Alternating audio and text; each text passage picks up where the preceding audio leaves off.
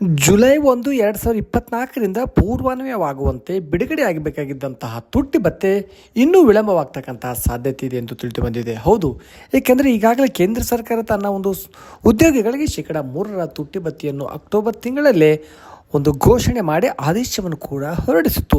ಒಂದು ತಿಂಗಳು ಕಳೆದರೂ ಕೂಡ ಕರ್ನಾಟಕ ರಾಜ್ಯ ಸರ್ಕಾರ ಇದಕ್ಕೆ ಇನ್ನೂ ಯಾವುದೇ ರೀತಿಯ ಆದೇಶ ಹೊರಡಿಸಿಲ್ಲ.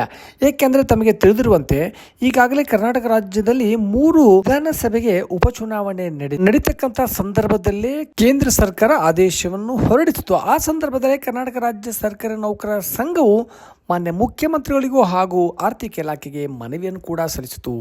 1 ವಾರ ವಿಳಂಬವಾದ ನಂತರ ಮತ್ತೊಮ್ಮೆ ಕರ್ನಾಟಕ ರಾಜ್ಯ ಸರ್ಕಾರಿ ನೌಕರರ ಸಂಘದ ವತಿಯಿಂದ ಮಾನ್ಯ ಮುಖ್ಯಮಂತ್ರಿಗಳಿಗೆ ಶೀಘ್ರದಲ್ಲಿ ತುಟ್ಟಿ ಭತ್ಯೆ ಬಿಡುಗಡೆ ಮಾಡಿ ಅಂತಕ್ಕಂಥ ಮನವಿ ಸಲ್ಲಿಸಿದರೂ ಕೂಡ ಆ ಸಂದರ್ಭದಲ್ಲಿ ಉಪಚುನಾವಣೆ ನಡೆಯುತ್ತಿರ್ತಕ್ಕಂಥ ಸಂದರ್ಭದಲ್ಲಿ ಕೆಲವೊಂದು ತಾಂತ್ರಿಕ ತೊಂದರೆಗಳಿಂದ ಅದು ಬಿಡುಗಡೆ ಸಾಧ್ಯವಿಲ್ಲ ಅಂತಕ್ಕಂಥ ಅಂಶ ತಿಳಿದ ನಂತರ ಕರ್ನಾಟಕ ರಾಜ್ಯ ಸರ್ಕಾರಿ ನೌಕರರ ಸಂಘವು ಕೂಡ ಸುಮ್ಮನಾಗಿತ್ತು. ಹಾಗಾಗಿ ಈಗ ಚುನಾವಣೆ ಮುಕ್ತಾಯವಾಗಿದ್ದು ಬರುವ ಶನಿವಾರದಂದು ಆ ಉಪಚುನಾವಣೆಯ ಮತಗಳ ಎಣಿಕೆ ನಡೀತಾ ಇದೆ. ಹಾಗಾಗಿ ಒಂದೊಮ್ಮೆ ರಾಜ್ಯ ಸರ್ಕಾರ ಚುನಾವಣಾ ಪ್ರಕ್ರಿಯೆ ಮುಕ್ತಾಯವಾಗುವವರೆಗೂ ಕೂಡ ಆದೇಶ ಹೊರಡಿಸದೇ ಇದ್ದಲ್ಲಿ ನವೆಂಬರ್ ತಿಂಗಳ ಕೊನೆಯ ವಾರದಲ್ಲಿ ಪೂರ್ವಾನ್ವಯವಾಗುವಂತೆ ಘೋಷಣೆ ಆಗಬೇಕಾಗಿರ್ತಕ್ಕಂಥ ತುಟ್ಟಿ ಭತ್ಯೆಗೆ ಸಂಬಂಧಪಟ್ಟಂತೆ ಆದೇಶ ಹೊರಬರ್ತಕ್ಕಂಥ ನಿರೀಕ್ಷೆ ಎಂದು ತಿಳಿದು ಬಂದಿದೆ. ಒಂದೊಮ್ಮೆ ಹಾಗಾಗದಿದ್ರೂ ಕೂಡ ಚುನಾವಣಾ ಫಲಿತಾಂಶದ ಮುಂಚೆಯೂ ಕೂಡ ರಾಜ್ಯ ಸರ್ಕಾರ ನೌಕರರಿಗೆ ತುಟ್ಟಿ ಭತ್ಯೆ ಬಿಡುಗಡೆಯಾದಲ್ಲಿ ಆಶ್ಚರ್ಯಪಡುವ ಹಾಗಿಲ್ಲ.